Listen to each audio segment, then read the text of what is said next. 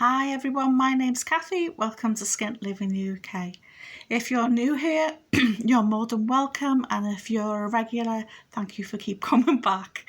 I'm a person from Liverpool, which is based on the northwest coast of England, and I've been a single mum for most of my adult life. I went to university when I was older and became a teacher. I was a secondary school teacher, that's ages 11 to 18. I did that full time for 7.5 years, and then I sort of reached my limit. Then I had a little break, and I mean little, and then I did supply work for another 12.5 years. So I cashed in my pension 3 years ago. You can cash it in when you're 55, and the amount of money I get each month is less than universal credit, which is the basic benefit. Is my cat. Which is less than the basic benefit here in the UK, which is the lowest benefit paid out in the whole of Europe. It's a disgrace.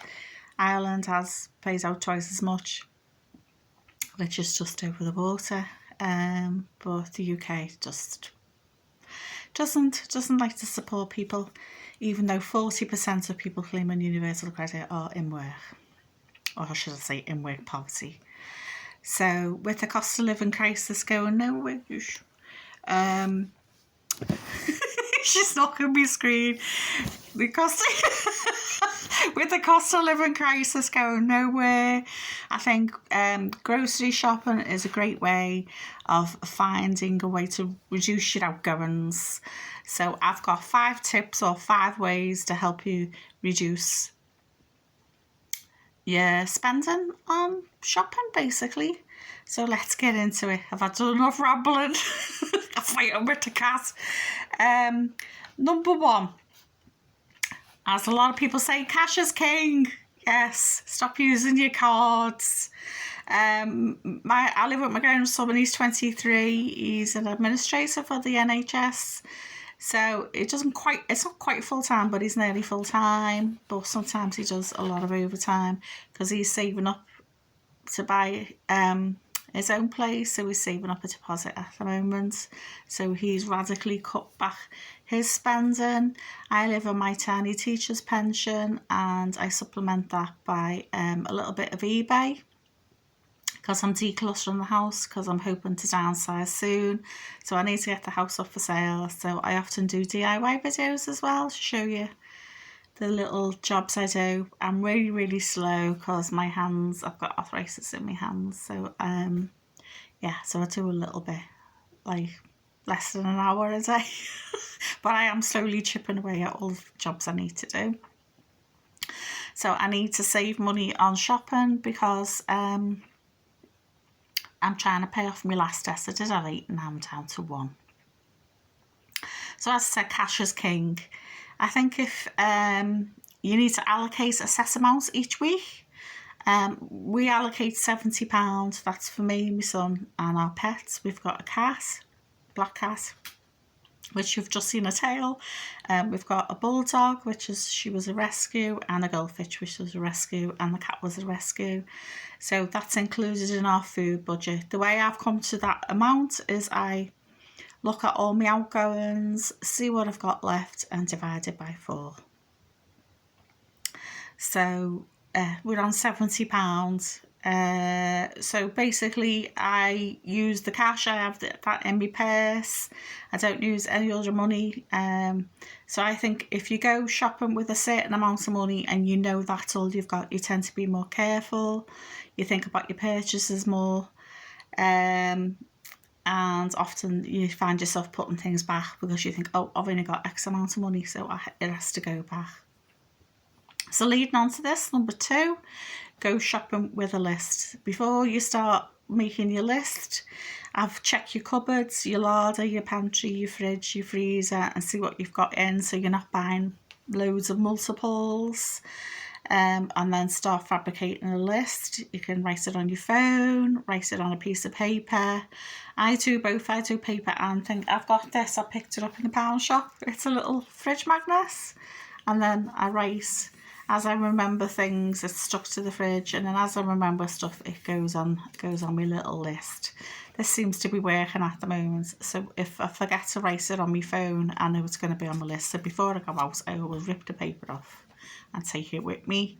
So you need to find a method of remembering what you need, not what you want, what you need, and take it with you when you go shopping. Number 3, have a little buffer of money in your purse. That's often to do with your allocated budget, like 2-3 quid, dollars, euros, whatever currency you're using, and some change. In the UK we call that slummy. So like if you've got allocated say £20, $20 to go shopping, and it comes to 21, you know you're not going to have to need your card because you've got the spare change in your purse, so you're less inclined to use your card. I think credit cards and bank cards love it when you overspend, because most people, when they're overspending over a year, it can add up to as much as 40%. Because you think, oh, well, I was £2 short or $2 short, I'll use my card, but I might as well buy that because I'm using my card. I might as well pick up this. Oh, that looks nice, I'll get that. So it snowballs, so it's really easy to end up spending much more than you just really planned on. So I think if you just leave the card behind and take the actual cash and your little bit of change in your purse, I call that my purse emergency fund. So it's always there in case I slightly overspend, or if I say a magnificent bargain or offer discount that's going on, I can think, oh, I've got the £2 there, I can get that. Yeah, number 4, I shop weekly, not monthly, and I try to have multiple days a week where it's no spend. So at first I used to think, right, Wednesday's my no spending day. I'm definitely not spending any money on a Wednesday. Now I'm trying to get it to Wednesday, Thursday, maybe Saturday as well, because I definitely go shopping Tuesday and Friday. So it sort of breaks up the week for me. And that sort of leads on to my last tip, is to shop regularly. Don't just do a big massive shop once a week or once a month, because you could be missing out on offers, on discounts, and more importantly, the cut price reduced yellow stick items. So a lot of supermarkets now being crafty and a bit shifty about it, and they're either lessening the amount of stuff or they're spreading it out all over the shop. It's not on one location. Like in Asda, if there's reduced fruits and veggies, it's in the fruit and veggies section. If there's reduced fridge stuff, it'll be in the fridges. If it's reduced bakery, it'll be in the bakery. Whereas years ago, all the reduced stuff used to get thrown into one place. Now they're spreading it here and there because basically they don't want you to buy reduced items. And I think it's best to go shopping in person rather than doing it online.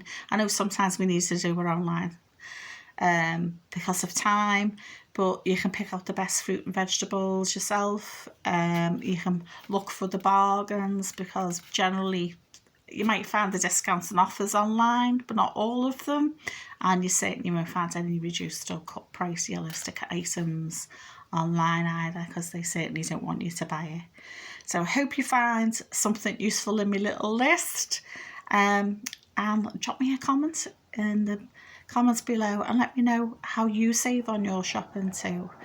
Bye for now, and please like, share and subscribe.